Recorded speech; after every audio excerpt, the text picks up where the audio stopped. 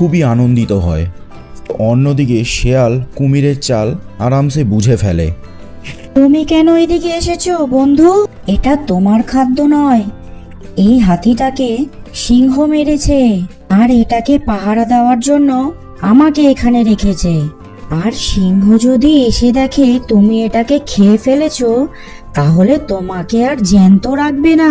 তাই তোমার এখান থেকে চলে যাওয়া উচিত। ভুল করে ফিরে তাকিও না এখানে।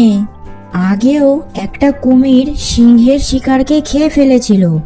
তারপর থেকে সিংহ কুমিরের পরিবারকে খুব ঘৃণা করে। শেয়ালের এই কথা শুনে কুমির সেখান থেকে চলে যায়।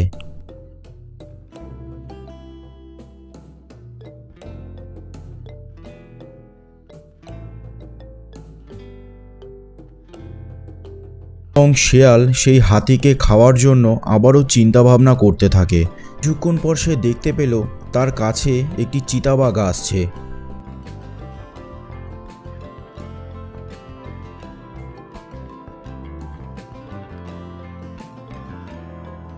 শেয়ালটি মনে মনে ভাবতে লাগলো, চিতার দাঁত তো খুবই শক্ত এবং তীক্ষ্ণ হয়। সে এই হাতিকে ছিঁড়ে ফেলতে পারবে, আর তারপরে সেই ছেঁড়ার থেকে আমি মাংসগুলো খেতে পারবো। এই কথা ভেবে শেয়াল চিতাকে বলতে লাগলো, কি ভাই, কোথায় যাচ্ছ? দেখে তো মনে হচ্ছে তোমাকে খুব ক্ষুধার্ত।